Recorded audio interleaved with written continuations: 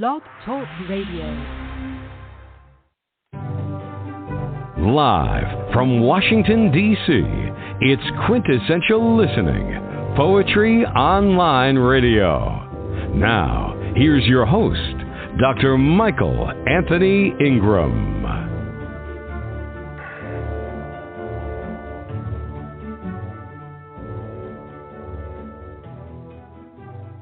Good evening, and thank you for tuning in. My special guest tonight is none other than the one and only Catfish McDaris. His new book is Valentina Mezcalito Blues. Catfish, hello, how are you tonight? Hi, Dr. Michael, doing good. Yeah, I'm all ready. I got all primed up here. All the snow melted off up here in Milwaukee and ready to power. Well, it's always good to hear your voice. You're one of my favorite people, and anytime you want to share your work, you have a forum, and tonight it is it. Let's begin with a poem. Please start with it. Okay, I'm going to start this one. This one's the one that's up for the Pushcart Prize for 2022. The publisher from, his name is Joseph Fulkerson, and he's the one from Laughing Ronin Press. Good guy from Kentucky. Okay, it's called Swordfish Trombones. I see ears in the swirling starry night. The sky is drunk, the sun puking lemon juice. The moon has a toothache. The lady asks a dope fiend to come and talk to Jesus. He stinks of absinthe and funk. Sometimes at night I meet myself when I was young. I discuss myself now. What color is the wind? What color is an orgasm? What color is death? There is no sea of tranquility. There is no such thing as a small miracle. Drinking Mexican coffee as black as death, Lady Gaga drives up in a dirty Mercury. They head to the Valley of Rhinoceros, listen to Swordfish Trombone, and Bitches Brew overlooking Mexico City. The end. Oh, I like that. I like that. You know, you've been writing for a long time, and your work is known from here to there. Does writing energize or exhaust you? Yeah, that one, it felt good to write that one. Getting in a few things there. But right. I don't know if it'll win the Pushcart. I thought I won it last year, but I don't think I did. I don't know what they do when you win. They put you in an anthology, I think. That's about it. That's about it. So in general, does writing energize or exhaust you? In general. Does writing, excuse me? Does it energize or exhaust you? Writing energizes me, man. I mean, if you read along, to me, I get energized. You know, I drink a lot of coffee, and I get that caffeine buzz going, you know, and sometimes I'll put on some really good music, some blues or whatever, and I listen to this new guy. His name is Kingfish Ingram, and he's a 22-year-old black kid from Mississippi, man, and he plays like Jimi Hendrix, man, and I put him on, man, and I'm like, I just get energized listening to this kid, man. He's got such a good voice, and he plays the hell out of the guitar, man. Oh, he puts nice. the guitar right up on his big old stomach, man, and he wails with that sucker, man. Please share another poem. Okay. This is the first poem in the book. It's called Humanity Matters. 68 years ago, on Route 66, I was born near the Sangre de Cristos. Yesterday, the love of my life and I saw a protest sign that said, Save a life, kill a cop. My Mexican wife cried, my knuckles clenched the steering wheel. Our young daughter is a rookie cop in the bloody, torn streets in Milwaukee. Black Hawk helicopters patrol the skies. Army snipers are assigned to the roofs of all the police stations. Rioters are throwing Molotov cocktails, bricks, and bullets. They loot stores and burn neighborhoods and aggravate the pandemic I cleaned my weapons. I hadn't touched them for 40 years. Anybody wants to hurt my Blue Angel will pay. I will take war unto thy streets until my guns fall lifeless. The end.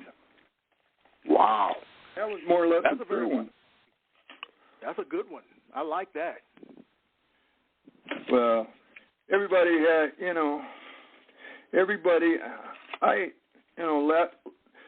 Black Lives Matter is this. It's a thing. I don't know. I kind of think that all lives matter. I mean, and right. If anybody is, I come from an age where the black people in our country in the U.S. they haven't gotten a fair shake, man, and they do need a fair shake. And what's going on? The cops are undertrained and stuff, but I don't think we need to defund them.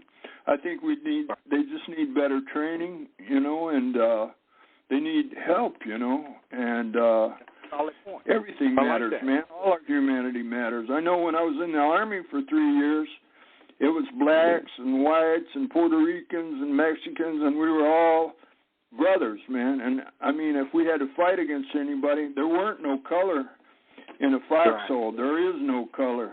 You're American. That's it. And I think we're in a foxhole right now. I think Trump put us in a foxhole, and Biden's trying to dig us out. But this damn COVID is killing off everybody. Killing off the economy and the climate and everything else. Well, but anyway, speaking of what you just said, which brings up a question for me to ask you. All that you know about all that you know, what do you view as being the role of a poet in modern-day society? What is our role? What should we be doing? I think a poet can soothe people, and I think a poet, they're somewhat of a preacher too, somewhat of a reverend, a father. They try to get their inspirations out there in the public, and like we were talking about, like teaching the younger generation what's going on, the music and through poetry and rap. You see like that. They had LL Cool J, and he was rapping with Eminem. I mean, and those two, man, they were socking it, man. And then J-Lo comes on, that's poetry too, man, but that's the way I feel about it. Well, let's talk about your book, Valentina So Blue. Okay. What inspired you? Let me get my hearing aid back in. That's how old I am. All right. No problem. I'll be right with you in a second. All right. Here I am back. Okay. I have a hearing aid problem. The artillery in the Army screwed up my ears, and I have to wear hearing aids now. Oh, wow. But when you have a speakerphone, you don't know whether to put it in or take it out, man. It starts giving you some feedback. Tell me about your Jimi book. Hendrix in your ear. Okay. What inspired your book? What inspired my book? You know what inspired my book was I started thinking about, this is kind of crazy, but I don't like women having all the tattoos. I'm too old for that, man. I know my daughter even has some tattoos. She's got like a geisha girl on her back and one on her ankle and one on her arm. She doesn't have one of those whole sleeves of things, but when I see tattoos, I think about sailors, man. All the sailors that when we were young, only a sailor would have tattoos, or somebody that was in prison. But you see all these young girls, and they're beautiful. But then you look at them, and you see all these tattoos, man. So I decided I was going to invent. This is what you can do with poetry and a story, is you can make an invention.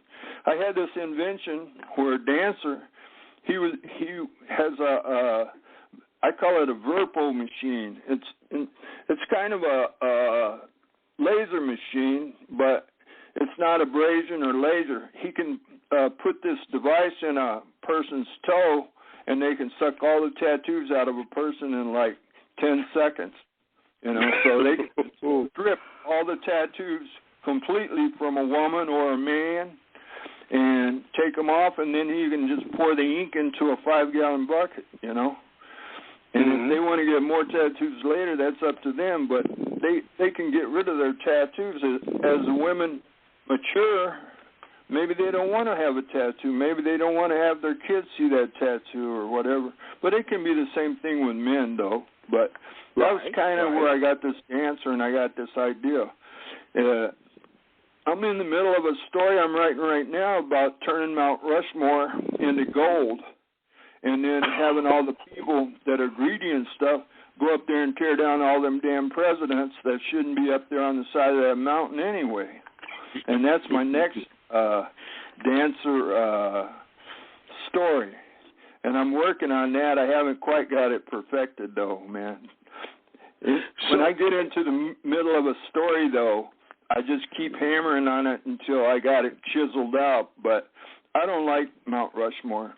They're taking in the South, they're taking down all the Confederate soldiers' statues, you know, and everything, because it's not fair.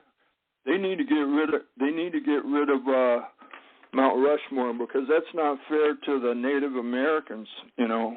That is true. That is true. Their sacred black hills with presidents from Europe, you know. That, in my opinion. So in terms of your book, just for a second, Valentina is a character in the book. What is that? Valentina, she's a character in the book. Dancer?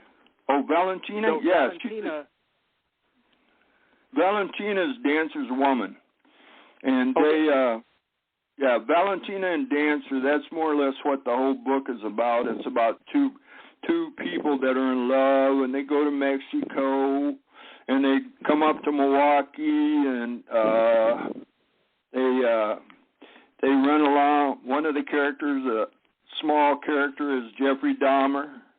They run into some of his bad stuff, because I know about Jeffrey Dahmer. You know, I read in front of Jeffrey Dahmer a few times, and you know, when I worked at the main post office downtown in Milwaukee, they would mail bombs to him while he was in prison, so we'd have to evacuate the post office, you know, and they'd bring in the dogs and hazmat and everything else, you know, to search to see who was going to, see if they had any bombs going to prison to blow up Jeffrey Dahmer. But I think he didn't last but about 9 months, so that filled off our free smoke breaks, you know, at the time. But, yeah. I mean, he didn't last long when they got him in prison. I think about 9 months, somebody gave him the shank. Yeah. Well, read another poem, my friend. Read another poem. Okay. Let's see what we got here. I got a bunch of...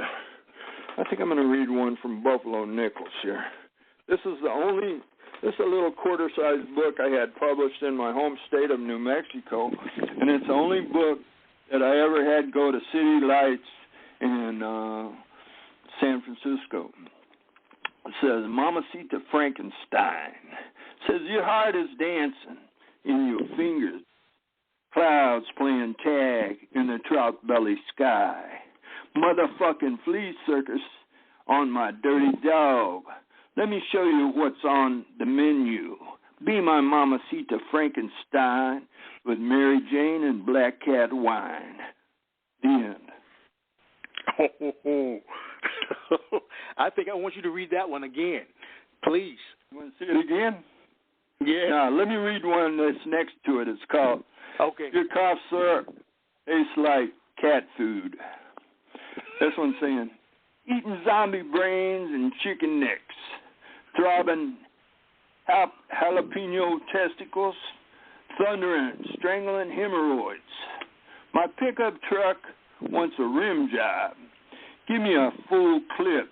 Don't kiss and tell. My lady wants to go to Mexico, and the cat died.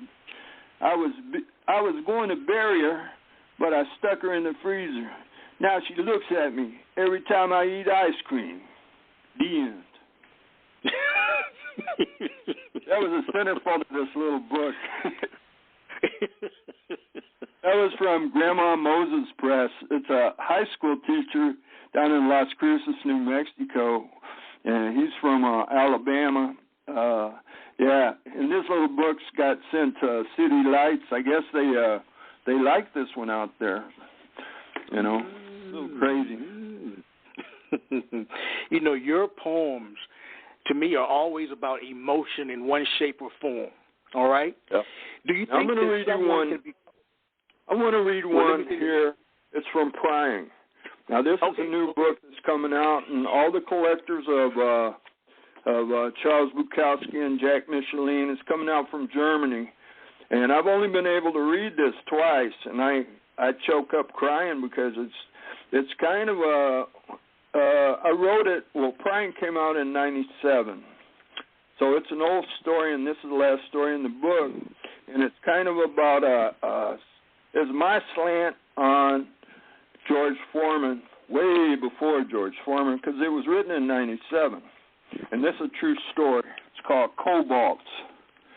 Good morning, Mr. Fred. Here you go, Skip. Lovey packed a little treat for us. Big Bill handed me a napkin-wrapped slice of buckwheat cake soaked in black-strap molasses. I scooted over in the pickup seat to make room for Big Bill. Splitting the cake into 3 pieces, my grandfather poured us a shot of Java. I was almost 2 weeks of soreness. I was almost over my 2 weeks of soreness that came every summer when school let out. Bricklaying was a fierce occupation. We were bricking a Methodist church in Texaco, New Mexico, the last town before Texas. Big Bill was like an uncle to me. He was 6'6" and weighed 300, all muscle, skin real black, except for some white speckles he'd got when he got burned by nitrogen fertilizer in a farming accident. We didn't have a mortar mixer. Maybe they hadn't been invented. Big Bill was our mud man. He used a huge hoe and a mud box, 7 foot by 4, chopping mortar and sand water back and forth all day, finding the perfect consistency. When the hod carriers came with their wheelbarrows, he would shovel them a full load. Keeping mud for 4 bricklayers was no easy task, but Big Bill just grinned and kept chopping. By 9, he'd stripped to the waist, and the red bandana around his forehead to keep the sweat out of his eyes. His muscles rippled across his back and arms.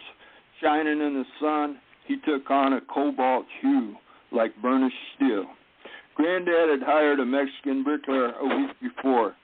He'd been riding me about being the boss's grandson. You aren't even dry behind the ears, Bendejo. This is for men, he taunted. I let it slide. Big Bill wanted to have a word with him, but I'd seen my granddad restrain him.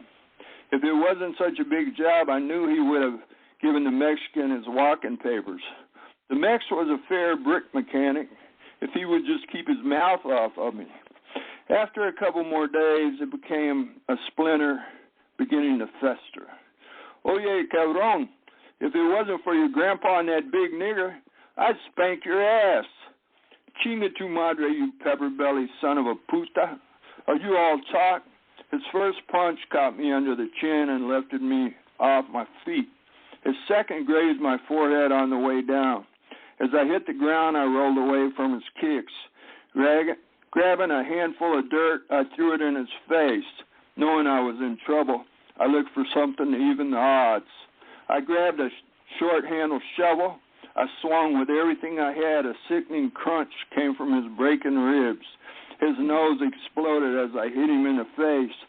Standing over him, I held the shovel ready to chop off his head like a rattler. The entire earth was trembling in slow motion. Feeling 2 hands grab each shoulder, one hand, the other black, I dropped the shovel. My heart was pounding loud in my ears. It took a minute for me to get my breath. Don't you ever call my uncle a nigger. He's not even black.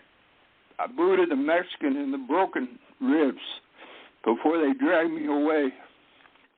That evening we pulled up in front of Big Bill's. Wait a minute, Mr. Fred.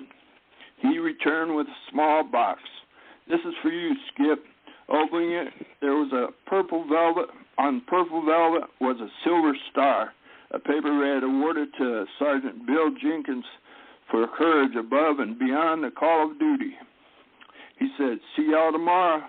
He called and vanished inside. I said, yes, sir. I said into the night. The end. That was a true story. I could tell from the way that you shared it, the emotion that was involved. Which brings up my question to you. Do you think that someone can be called a poet if they don't feel strong emotions? I couldn't really hear you. I said, do you think that someone can be called a poet if they don't feel strong emotions? Right. Can someone be called a poet? That one I couldn't hardly get to the end, I could tell. I only read that, I think, twice. And I was wondering, with me being white and you being black, I was wondering if I could use the N-word, but the way I used it, it was what happened back then in those days. I mean, it was an actual event, And yes, I know. It was like, my grandfather hired black guys and Mexican guys because that's where I grew up in New Mexico, right on the Texas line. But in Texas, they were really prejudiced. But in New Mexico, it wasn't like that.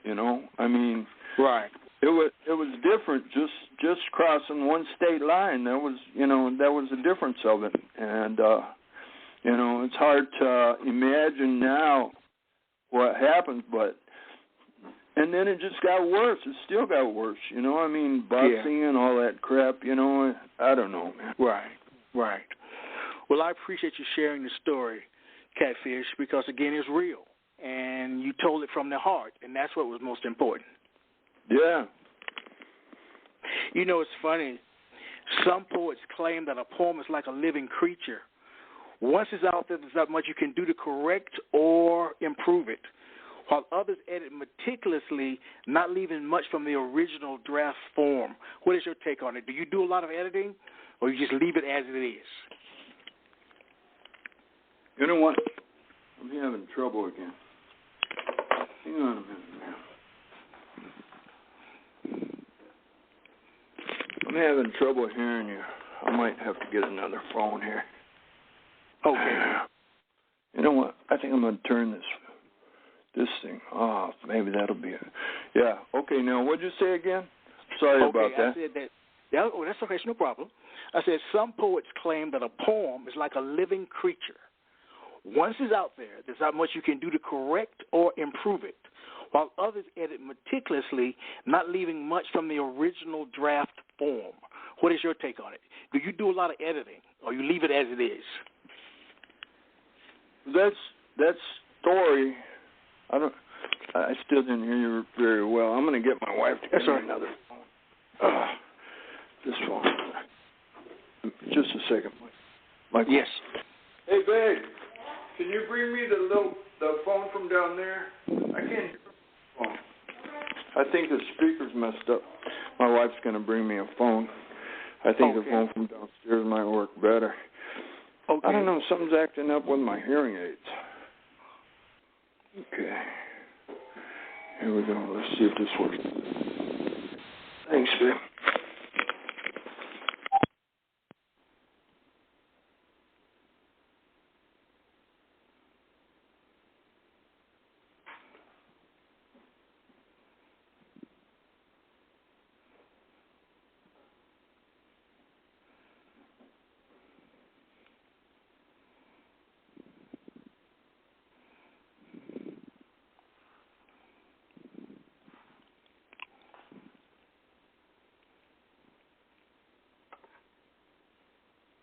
due to the technical difficulty.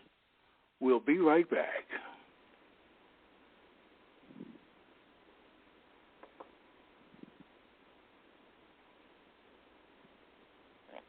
Hello?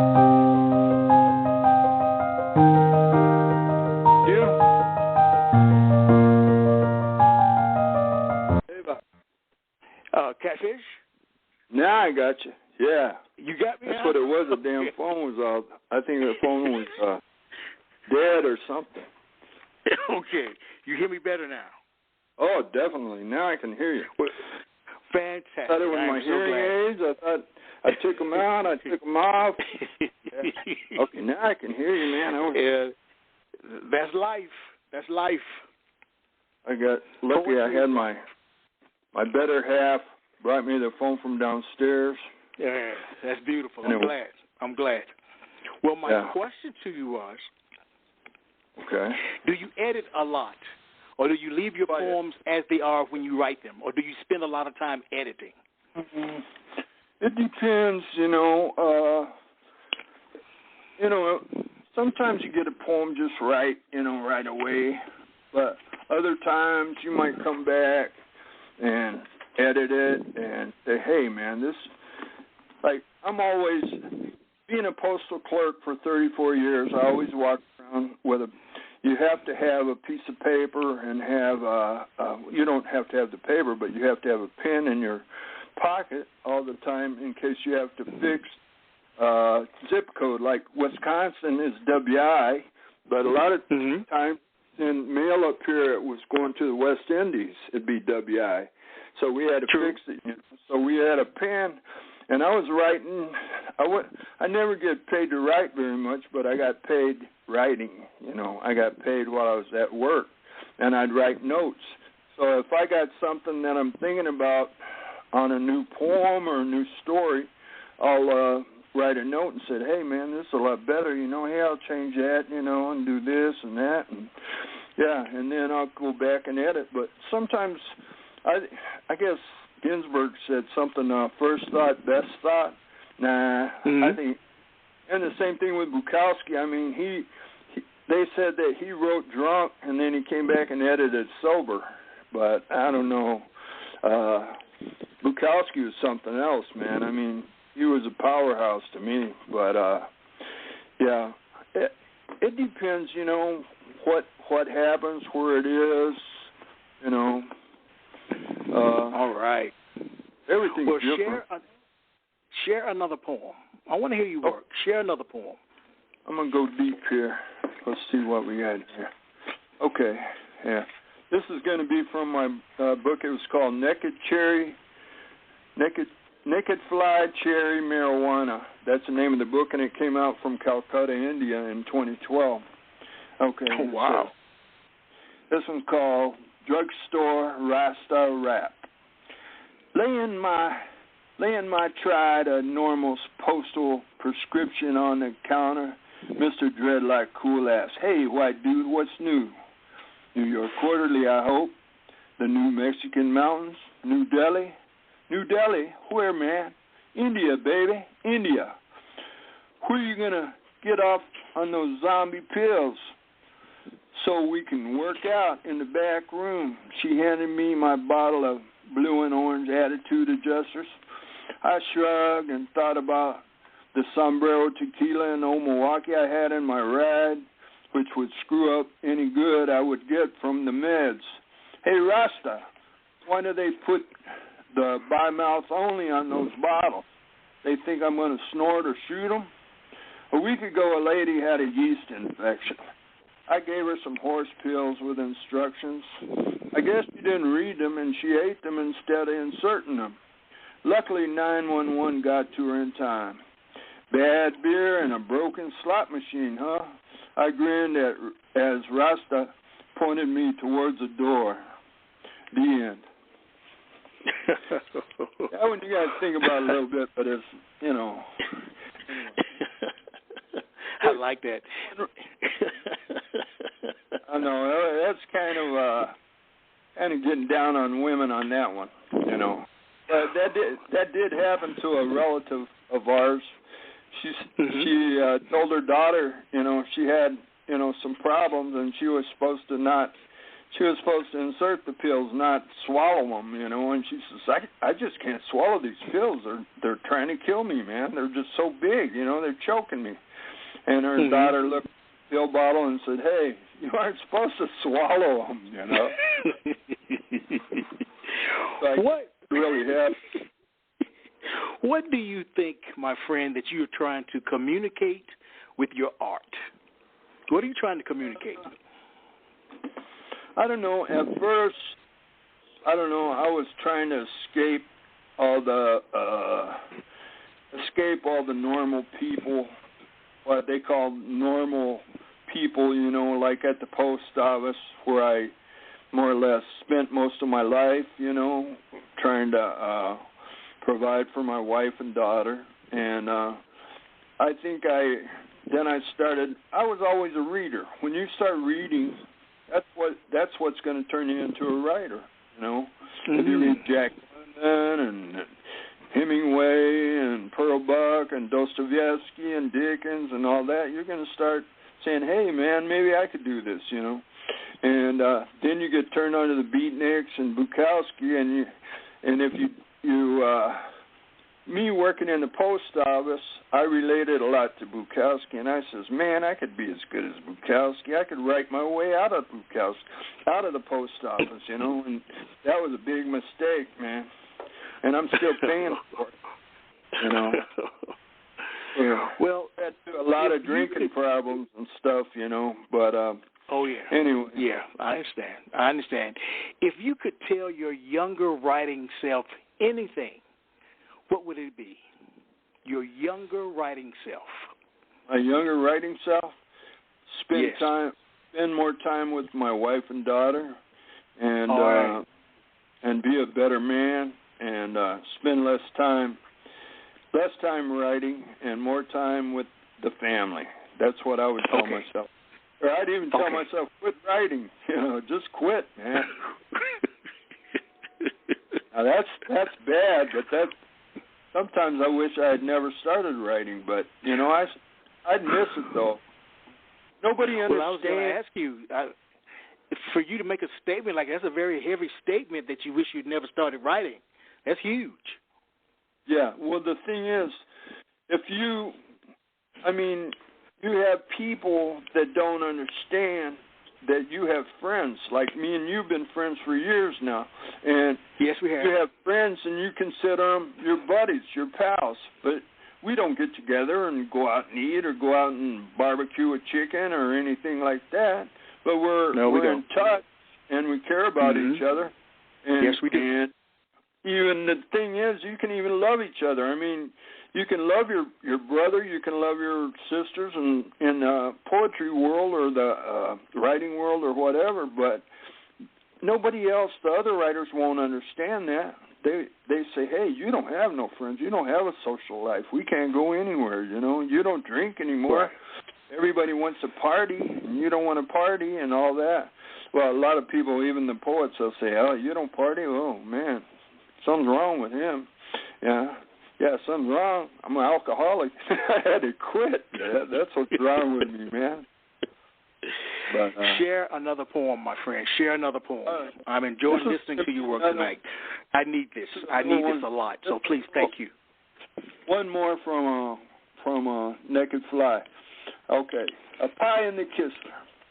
Her fine behind in that lemon yellow chiffon dress was hotter than the foot of my 66 GTO on a 100-degree sunny summer day.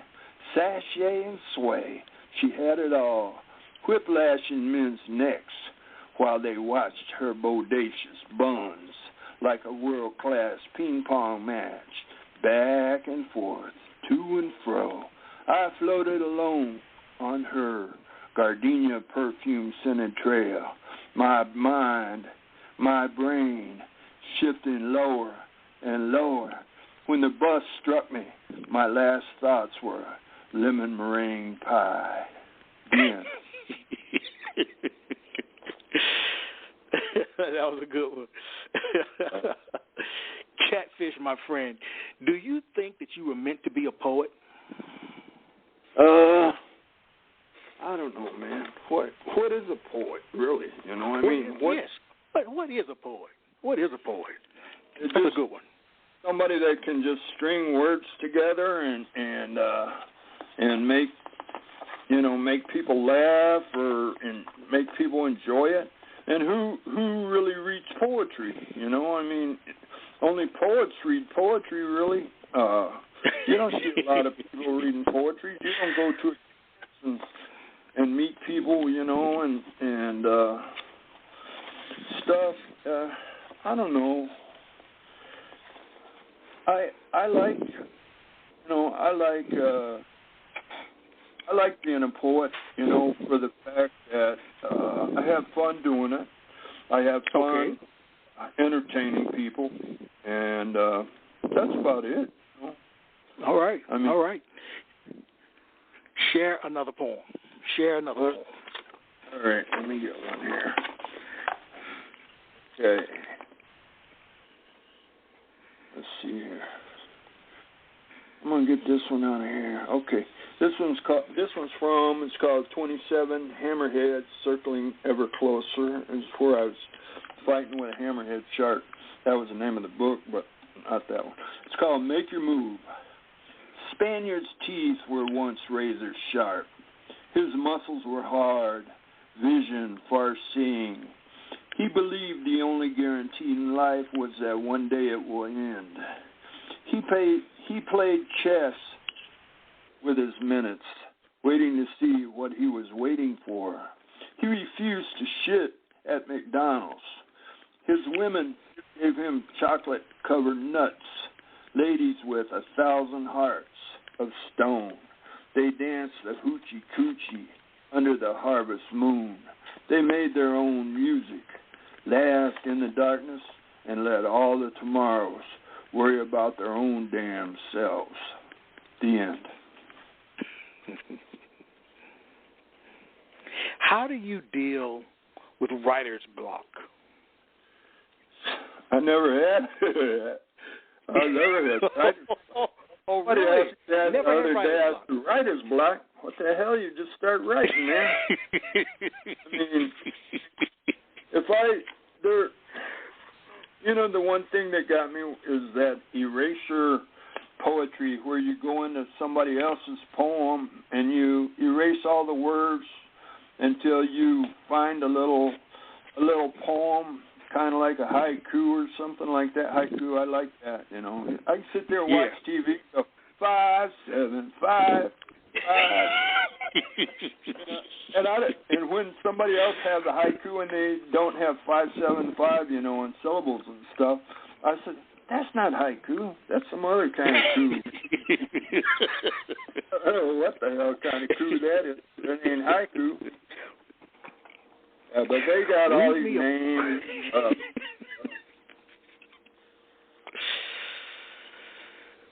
Catfish, my friend, you're making me smile, man, and I need to smile. So thank you so much.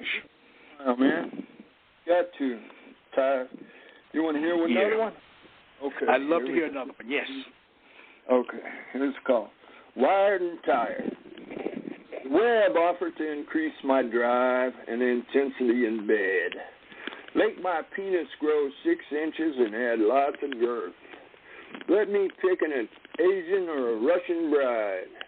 Flirt with a horny, lonely housewife living within 4 miles of me. Teach me any language fluently in 10 days. Become a master plumber and get a PhD in anything. Let me get $25 off at Starbucks after 2 hours of surveys. Get 4 million euros from a Nigerian princess. Become friends with Maya Angelou and Robin Williams, even though they're dead. Learn to cook from the Le Cordon Bleu in Paris. There were so many possibilities, it was mind-boggling. I opted for a Hungarian goulash recipe for my slow cooker. I'd seen a squirrel run over by a fire truck that morning. The end.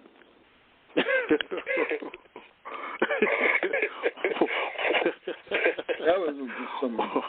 Sometimes you just get these poems that just dive, you know. They just, you know, just dive. You're just talking trash, you know, and stuff, and what pop out of there. What moves you to write a poem? What moves me? If I see some words like, if I see a strange word, I'll write it down, like mollycoddle or humongous, or sometimes my wife, she learned at the British Embassy, she learned her English from her love for the Beatles, you know, and she'll come up with some strange British word, and I'll write it down, and I'll say, maybe I'll use this somewhere, you know, and see what happens, or you know, anything, you know. If you read Martin Eden, or what was the other one? Martin Eden is a good book for any writer, wannabe writers, to read Martin Eden. I think that was by Jack London, and the other one is The Moon and Sixpence. That's by Somerset Maugham. Both of those books will inspire any person that's starting to want to be a writer.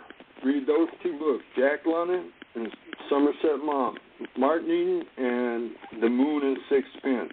They're about guys that wanted to write so bad, and they just wanted to, they almost kill themselves. Some of them, well, I'll let you read them. Antler, I don't know, he's probably the number one writer up here in Milwaukee. He's like Walt Whitman. But him and I both, we surprised each other, you know, that we both, those were the books, especially Martin Eden, you know, that Jack London wrote, and those were the books that inspired us to become writers, you know, and he's about 8 years older than me, but yeah, he's still around. But these old guys, man, they know a lot, you know. It's and true. I'm sorry to be there with them. Yeah. You know, if you're a writer, all right, here's a funny question for you. What would you choose to be your mascot or spirit animal as a writer? What would be your mascot or spirit animal? Mascot or spirit animal? Probably a cat. You know. Tell me more. Tell me why. Just cats. Cats are so smart and gentle, and I've had funny cats. You know, we got a real old cat. She's about to die now, but yeah, we're gonna miss her. But once she's gone, we can travel a little bit. We watch our daughter's dog a lot too. I like dogs too, but cats are. If you want to, there's a book called Save the Cat.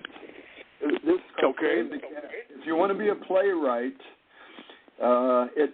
this guy, well, a playwright told me about this. The lady that runs Silver Birch Press. She says, Catfish, if you want to write plays, and I told her that I did because I've written a couple.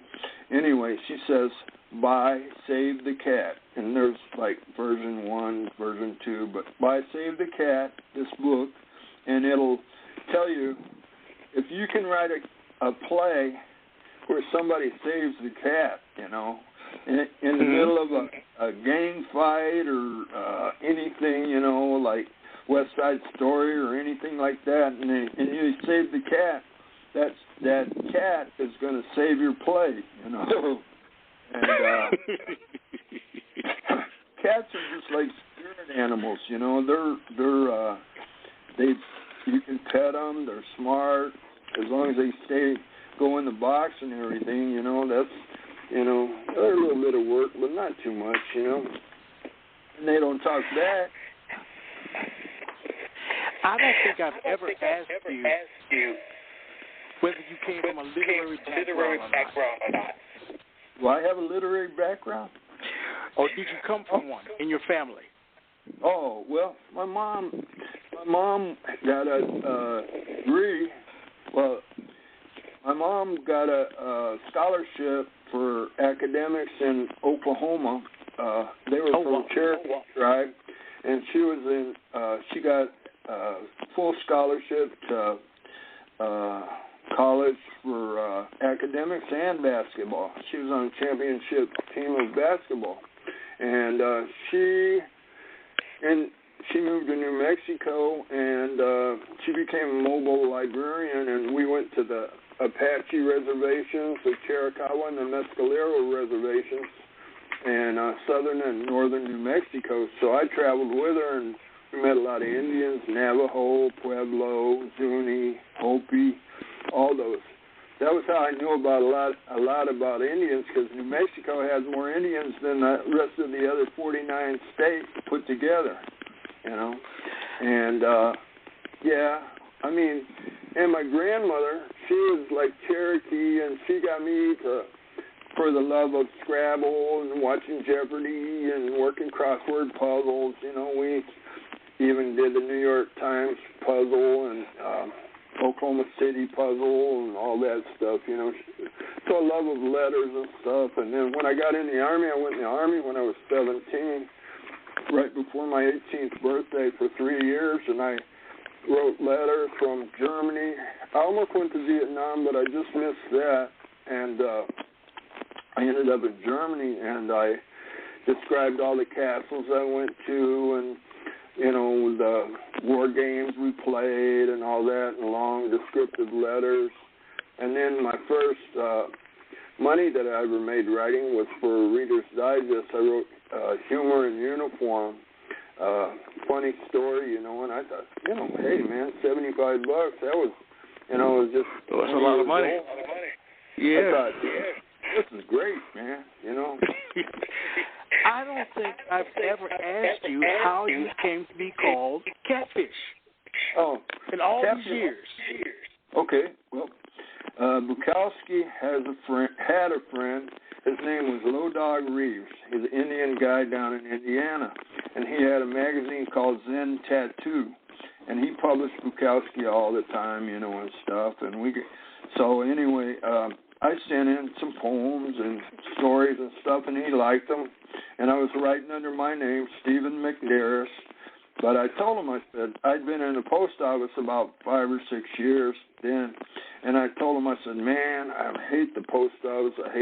I'm working nights. I got Tuesdays and Wednesdays off. I got crappy off days. And I says, I want to start a catfish farm. I said, they got all these rivers here in Milwaukee, and we're right on Lake Michigan. I said, they got big buildings. You grow the catfish in their excrement. They grow, plants with it and stuff, edible plants. I said, and I want to quit the post office and start a catfish farm. He says, you're crazy, man. Don't ever quit the post office, man. That's a government job. You get a pension, everything, you know. And he said, you got a family? And he started calling me Catfish, and that's where it came from Low Dog Reed. Oh, really? Yeah. So this other guy, I was working at a zinc smelter in Amarillo, Texas, and it was like working in hell, man. I had to go and break this zinc out and throw it in a dump truck with a pitchfork. I was using a pitchfork just like being in hell. And this guy says, they should have called you Zinc Man. You know, instead of Catfish, they call you Zinc Man. I said, shit, I don't want to Zinc Man.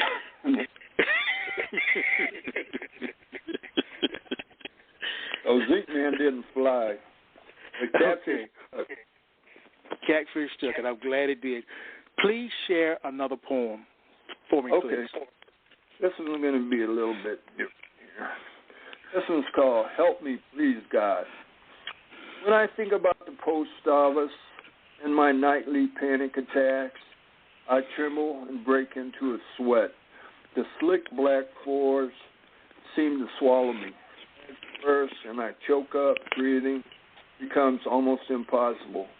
People's faces melt, and the building twists and tilts, and the bosses devour what remains of my shrinking sanity. And I think of my wife and daughter and how much I love them and how we need the money.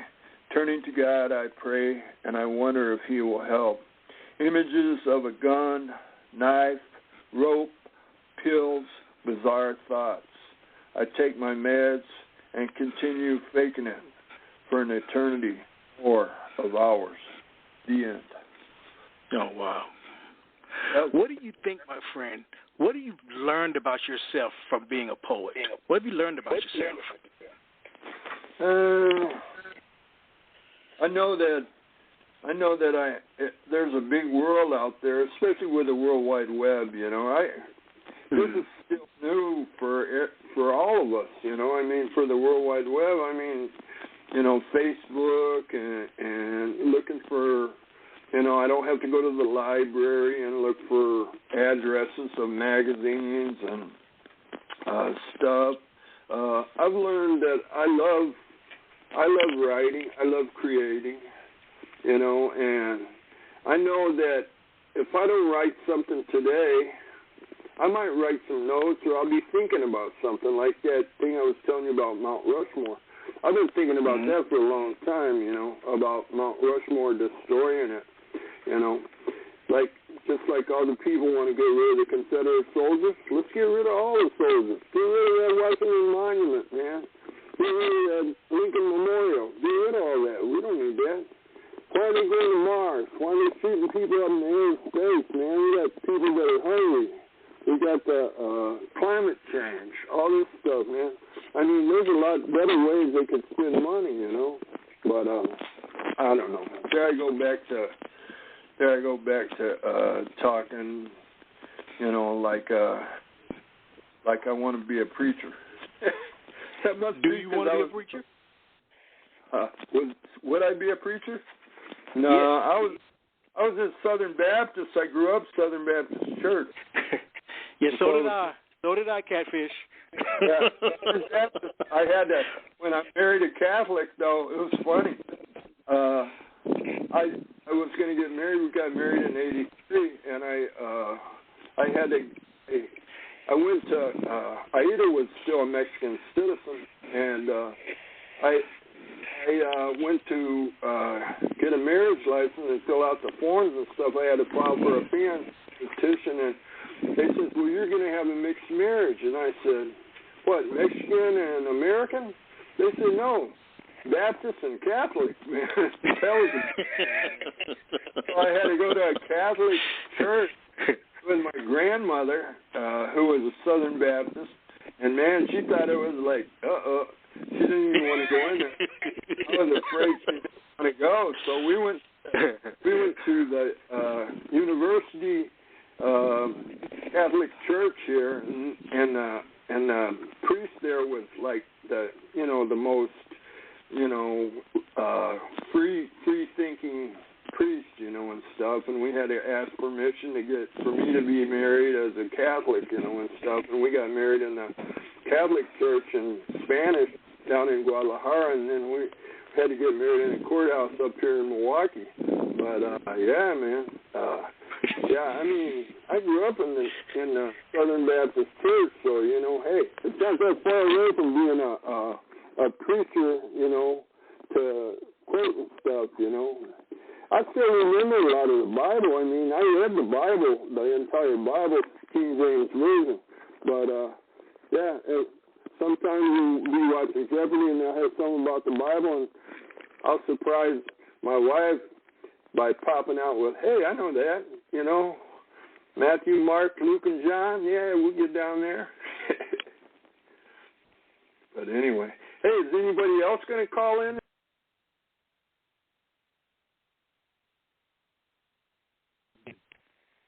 You're muted.